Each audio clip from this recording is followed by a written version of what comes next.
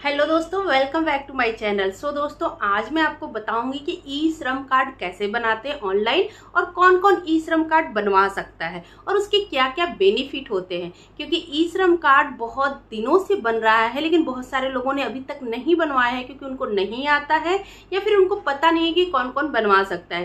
तो आप continue video में बने रहना, आपको आज पूरी डिटेल मिलेगी मेरे साथ। ठीक है दोस्तों, इसको बनवाने से बेनिफिट ये होगा कि आपको कहीं भी काम आसानी से मिल सकता है। उसके साथ साथ 3000 रुपीज गवर्नमेंट आपके अकाउंट में हर महीने भी देगी। दोस्तों, बी कंटिन्यू और वीडियो को बहुत अच्छे से देखिएगा, जानिएगा, ताकि आप भी अपना ई श्रम कार्ड बनवा करके सरकार की इस योजना का लाभ उठा सको और हर एक योजना जो आए वो आपको सबसे पहले मिले। दोस्तों, आप अपने मोबाइल या लैपटॉप में गूगल पर जाइए, कोई भी क्रोम आप ओपन कर सकते हैं। क्रोम ओपन करने के बाद आपको सर्च करना है ई श्रम। ठीक है, ई श्रम सर्च करते ही पहला जो लिंक आएगा उसके ऊपर क्लिक करिए। उसको जैसे ही आप क्लिक करेंगे ये इंटरफेस आपके सामने खुलकर आ जाएगा। ठीक है दोस्तों, अब इस पर हमें रजिस्ट्रेशन करना है, तो हम अभी रजिस्ट्रेशन करेंगे। रजिस्ट्रेशन पे जैसे ही हम क्लिक करेंगे एक नया इंटरफेस आपके सामने आएगा। आपको मोबाइल नंबर देना है। मोबाइल नंबर वो देना है जो आपके आधार कार्ड से लिंक हो। मोबाइल नंबर डालेंगे यहाँ पर, उसके बाद आप कैप्चा डालेंगे जो भी वहाँ पे दिया हुआ है, ध्यान से डालिएगा। ठीक है, और आपको यहाँ एक और क्वेश्चन पूछेगा कि क्या आप ईपीएफ भरते हैं, मतलब एम्प्लॉय फंड आपका जाता है। तो जो एम्प्लॉय फंड नहीं देता है वही इसके लिए कैपेबल होगा, तो आपको नो लिखना है। ईएसआईसी भी क्या आपका कटता है तो आपको उसको भी नो करना है, क्योंकि ये उन लोगों के लिए नहीं है जिसकी सैलरी अच्छी खासी है। जिनकी सैलरी कम होती है उनके लिए ये होता है। फिर गेट ओटीपी पर आपको क्लिक करना है। जैसे आप गेट ओटीपी पे क्लिक करेंगे आपके रजिस्टर्ड मोबाइल नंबर पर ओटीपी आ जाएगा। ठीक है दोस्तों, ओटीपी फिल करना है आपको। ओटीपी फिल करके सबमिट कर दीजिए। सबमिट करने के बाद हम आगे नेक्स्ट फेज में जाएंगे। आपको आधार कार्ड नंबर आपका डालना है। ठीक है दोस्तों, तो यहाँ पर आप अपना आधार कार्ड नंबर डालोगे पूरे बॉक्स में, फिर उसको आप जो है कि कंटिन्यू करोगे। ठीक है दोस्तों, परमानेंट आप डाल के रखो, या ओटीपी चाहिए तो ओटीपी मंगा लो। तो यहाँ पे भी ओटीपी से करेंगे। फिर यहाँ पे जो कैप्चा है उसको हम डालेंगे। कैप्चा डालने के बाद फिर यहाँ पे आगे टर्म एंड कंडीशन का पेज है कि आप उसको पढ़ भी सकते हो जाकर के कि ई श्रम पोर्टल के आगे अंदर कौन कौन आता है।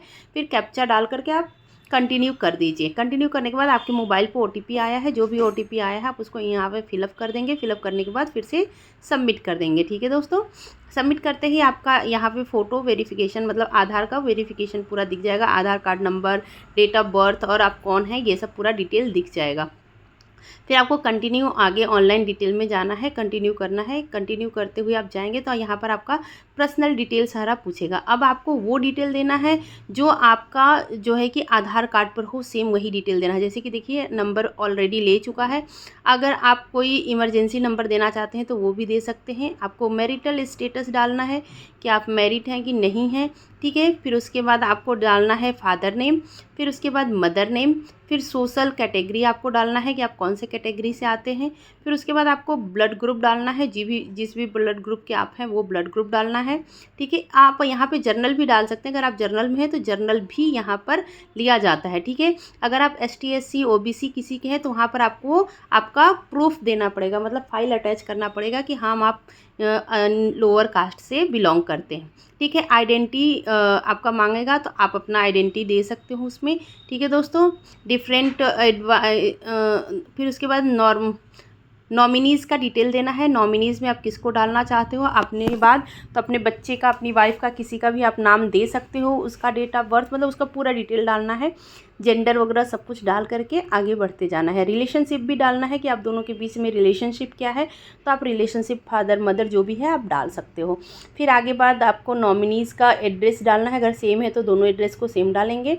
फिर उसके बाद नॉमिनीज़ का मोबाइल नंबर डालना है और उसके गार्जियन का नाम डालना है, गार्जियन का एड्रेस डालना है, गार्जियन का डेट ऑफ बर्थ भी डालना है और उसके साथ गार्जियन के साथ उसका रिलेशनशिप डालना है। अगर मान लीजिए आप किसी और के नाम पे अपना बना रहे हो नॉमिनीज़, तो उसके पेरेंट्स का, मान लीजिए आपने अपने भाई के बच्चे को अपना नॉमिनीज़ बना दिया, तो आपके अपने भाई का भी पूरा डिटेल यहाँ पे फिल करना होगा। ठीक है दोस्तों, अगर आप खुद ही हो तो आप अपना डिटेल पूरा फिल करोगे। तो जो भी डिटेल रहेगा यहाँ पे डाल करके, रिलेशनशिप डाल करके यहाँ पे आ जाएगा। रिलेशनशिप का ऑप्शन आते हैं, आप वहाँ पे डाल करके आगे कंटिन्यू, सेव और कंटिन्यू पे चले जाओगे। सेव और कंटिन्यू इसलिए रहता है कि ताकि फिर से आप अगर फॉर्म भरो तो यही सब चीज़ आपका डिटेल आए। अब यहाँ पर क्या आता है दोस्तों, आप देखोगे तो आगे आपको रेसिडेंशियल डिटेल पूरा आता है, एड्रेस का डिटेल। अब आपको एड्रेस का पूरा डिटेल डालना है। ठीक है, आप कौन से स्टेट से हो, कौन से डिस्ट्रिक्ट से हो, कहाँ पर रहते हो, ये सारा डिटेल आपको एड्रेस का फिल करना है 1 बाय 1। ठीक है, पूरा डिटेल जैसे आप भरते जाएंगे तो करेंट एड्रेस भी पूछेगा, परमानेंट एड्रेस भी पूछेगा और इस समय का लोकल एड्रेस भी पूछेगा। अगर तीनों सेम है तो आप तीनों डाल सकते हैं, अगर अलग अलग है तो आप अलग अलग भी डाल सकते हैं ताकि कोई दिक्कत ना हो। पिन कोड वगैरह डाल करके आपको सबमिट कर देना। और हाँ, एक चीज़ बता दूँ कि आपको वहाँ पर पूछेगा कि आप अर्बन से हो या फिर रूरल से हो, तो ये भी आप डाल सकते हो। और जहाँ पर आप अभी कंटिन्यू रह रहे हो, परमानेंट रह रहे हो, कितने सालों से रह रहे हो, और जहाँ पे आप लोकल में रह रहे हो कितने सालों से रह रहे हो, वो भी डिटेल आपको डालना होगा। उसके आगे अगर हम बढ़ते हैं तो अब हमारा एजुकेशन क्वालिफिकेशन पूछेगा कि हमने एजुकेशन में क्या क्या किया है। तो एजुकेशन में आपको अपना क्वालिफिकेशन लिखना है, या अगर कोई नहीं पढ़ा है तो वो भी लिखना है, नॉट लिटरेट। अगर कोई प्राइमरी तक पढ़ा है तो प्राइमरी, कोई पोस्ट ग्रेजुएशन है तो पोस्ट ग्रेजुएशन, आपने जो भी पढ़ाई की है वो डालना है। फिर उसका क्वालिफिकेशन का सर्टिफिकेट अपलोड करना है। ध्यान रखें कि वो 2 GB से ज़्यादा PDF ना हो। ठीक है दोस्तों, फिर उसके बाद आपको आपकी इनकम कितनी है, बेसिक इनकम 10,000 के नियर अबाउट डालनी है, जिसकी भी 10,000 हो। और यहाँ पर आपको इनकम सर्टिफिकेट भी डालना है। इनकम सर्टिफिकेट आपके तहसील में बनता है, उसको ज़रूर बनवा लीजिएगा। फिर आगे हम सबमिट करेंगे। आगे सबमिट करेंगे तो और भी इन्फॉर्मेशन हमें देना है। हमें ऑक्यूपेशन डिटेल देना है, मतलब कि आप करते क्या हो, आपका स्किल क्या है। तो अगर आप ओला उबर में काम कर रहे हो या कोई मोबाइल ऐप से जुड़े हुए सर्विस में आप प्रोवाइडर हो, मतलब कोई भी काम कर रहे हो, तो वहाँ पे वो भी डिटेल देना है। अगर आप नहीं कर रहे हो तो उसको नो कर दे, क्योंकि ओला उबर में भी बहुत लोगों की सैलरी 10,000 के नियर अबाउट होती है, तो वो भी इसके लिए अप्लाई कर सकते हैं। जोमेटो में जो काम करता है वो भी अप्लाई कर सकता है। अब प्राइमरी ऑक्यूपेशन आपका है, मतलब कि आपकी जो प्राइमरी ऑक्यूपेशन है वो क्या है। बहुत सारे लोग, जैसे कि एग्जाम्पल के लिए कि अगर आप शहर में जॉब कर रहे हो लेकिन आपका प्राइमरी ऑक्यूपेशन आपका फार्मिंग का है, आप जो है कि आपका खेती का बिजनेस है, आप कितने साल से उस काम को कर रहे हो, तो वहाँ पर वो भी आपको डालना होगा कि कितने साल से कर रहे हो।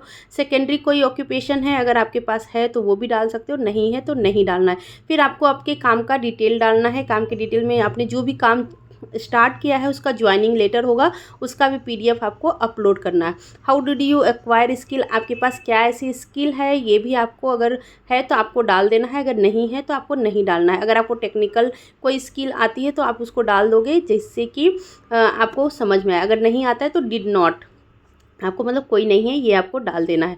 ठीक है दोस्तों, फिर उसके बाद सेल्फ लर्निंग है, आप मतलब कि कहीं से सीखे हो या कहीं से और सीखो, क्योंकि टेक्निकल के बारे में तो सबको पता है, तो आप सेल्फ लर्निंग डाल सकते हैं। ठीक है, अब आगे हम जो भी ऑप्शन आएगा उसको हम भरेंगे, फिर आगे सेव और कंटिन्यू पे क्लिक करेंगे। सेव और कंटिन्यू पे जैसे ही हम क्लिक करेंगे, आगे नेक्स्ट फॉर्म खोल के आएगा जिसमें आपको बैंक अकाउंट डिटेल डालना है।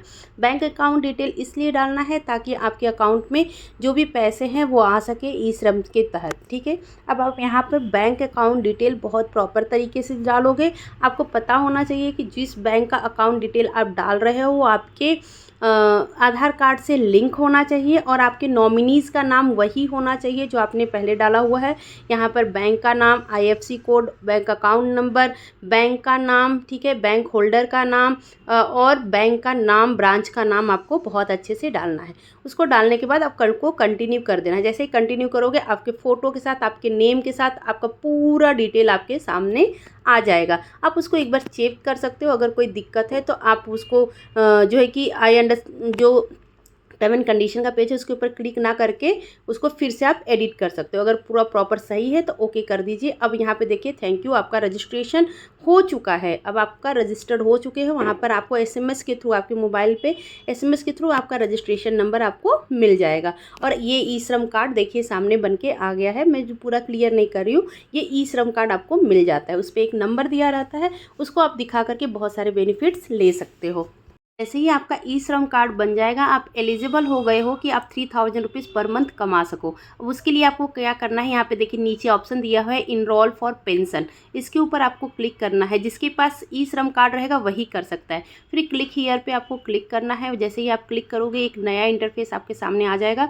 याद रखिएगा कि जिसके पास ई श्रम कार्ड है वही इसको कर सकता है। फिर हमें सर्विस में जाना है, सर्विस में जा करके ओके करना है आगे। फिर ई श्रम रजिस्टर्ड आप हो तो वहाँ पर आपको येस करना है। अगर नो है तो आपका नो ऑप्शन क्लिक करोगे तो आप फिर से बैक चले जाओगे, आप नहीं कुछ भी कर पाओगे।